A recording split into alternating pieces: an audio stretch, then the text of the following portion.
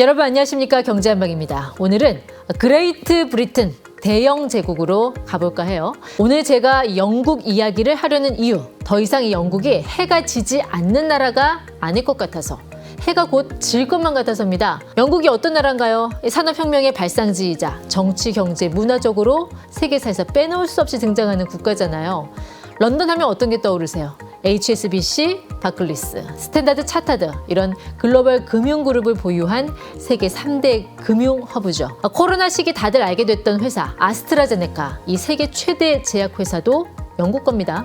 정유기업인 쉘, 또 버버리를 필두로 한 명품 산업도 있습니다.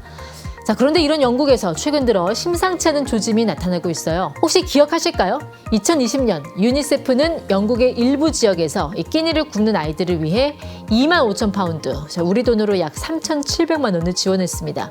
액수로는 그렇게 큰 금액 아니라고 해도 이 유니세프 역사상 첫 영국 지원이었다는 거예요.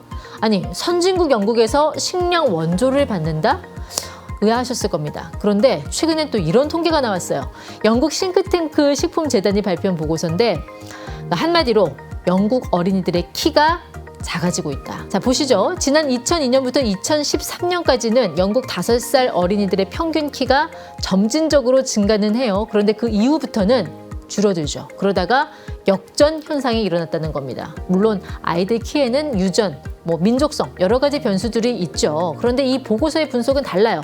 어린 나이에 관찰되는 평균 키의 변화는 빈곤과 같은 환경적 요인에 의해 나타날 가능성이 높다. 한마디로 영국 재정난에 따른 빈곤을 아이들 키 성장 저하의 가장 큰 이유로 콕 집었다는 거예요. 실제로 영국 어린이들 5살까지 다른 고소득 국가 어린이들보다 평균적으로 키가 작은 걸로 나타났고요. 같은 연령대 기준 네덜란드 어린이는 영국 어린이보다 평균 키가 7cm나 더 큰 걸로 파악됐습니다. 자, 어떻게 영국에서 이런 일이 벌어지냐? 지금부터 그 이야기를 좀 풀어볼까 하는데요. 영국은 2008년 이전까지는 경기가 여러 가지로 괜찮았습니다. 성장도 좋고 여러 가지 해외 투자도 많았고, 그런데 그 이후부터, 그러니까 한 15년 가까이 경기가 좋지 않고, 또 정부가 오랫동안 긴축 정책을 유지하면서 국민들 삶이 팍팍해지기 시작했어요. 그래서 어린이들이 잘 못 먹고 충분한 영양을 공급하지 못하다 보니까 키가 작아지는 이런 비극적인 일이 발생하는 게 아니냐, 이런 합리적인 의심에 도달하게 된 것이죠. 자, 영국 경제의 내리막길은 숫자로도 확인이 됩니다. 2023년을 앞두고는 IMF가 충격적인 보고서를 냅니다. 주요 20개국 가운데 영국의 경제 성장 전망을 러시아보다도 낮을 거라고 판단했어요. 전쟁을 하고 있는 러시아보다. 그리고 2023년엔 또 하나의 사건이 벌어지죠. 영국에서 50만 명이나 되는 학교 교사, 공무원, 철도 기관사, 간호사, 이런 공공부문의 종사자들이 임금 인상을 요구하며 대규모 파업을 벌였는데, 그 사연이 참 충격적이었어요. 들어볼까요? 우리 월급은 별반 차이 없는데 물가 상승률은 연 10%가 넘습니다. 그래서 이런 공공부문 종사자들이 이제는 푸드뱅크, 무료 급식소를 이용하고 있습니다. 자, 이쯤 되면 정상적인 상황은 아니라고 봐야죠. 아니, 그럼 대체 영국에 무슨 일이 벌어졌길래 이런 상황까지 오게 된 거냐? 최근 몇 년간의 경제 상황을 이야기할 때 코로나19에 대한 이야기는 빠지지 않은 것 같습니다. 특히나 영국은 산업 구조 탓에 더 큰 타격을 받았어요. 전체 산업의 80%가량을 금융과 서비스 산업이 차지하고 있거든요.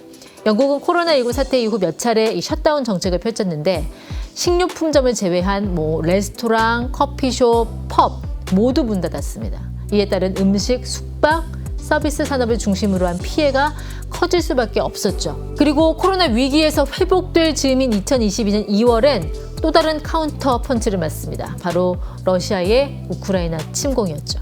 전쟁으로 에너지 가격이 올라서 전기요금, 난방비 치솟죠. 우크라이나발 식량 위기로 식료품 가격까지 올랐습니다.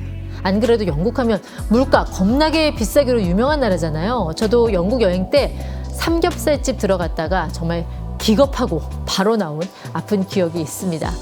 이 시기 영국의 소비자 물가지수 상승률은 2022년 3월 6.2%에서 10월 11.1%까지 그야말로 살인 물가 제대로 맛봤습니다. 하지만 영국인들의 삶이 피폐해진 가장 큰 문제는 따로 있습니다. 바로 브렉시트. 영국은 2016년 국민투표를 통해서 유럽연합 EU 탈퇴를 결정합니다. 사실 이 정치적 목적이나 의도 등은 차치하고 오로지 경제적인 관점에서만 본다면 이 브렉시트는 영국 역사상 최악의 선택이 됐습니다. 결과적으로 말하면 그렇다는 거죠.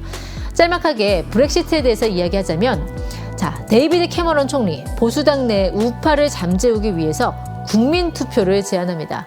어차피 EU 잔류 여론이 우세하니까 다들 걱정하지 마세요. 어차피 잔류로 갑니다. 이렇게 다독이면서 말이죠. 그런데 어머 이게 웬일이죠? 뚜껑 열어보니까 영국인들은 EU와의 단절을 택했습니다. 51.9% 대 48.1% 아주 근소한 차이로 탈퇴를 결정하게 된 것이죠. 지리적으로 아주 극명하게 엇갈렸어요. 잉글랜드, 웨일즈는 탈퇴를 원하고 또 스코틀랜드, 북아일랜드는 잔류를 선택했습니다.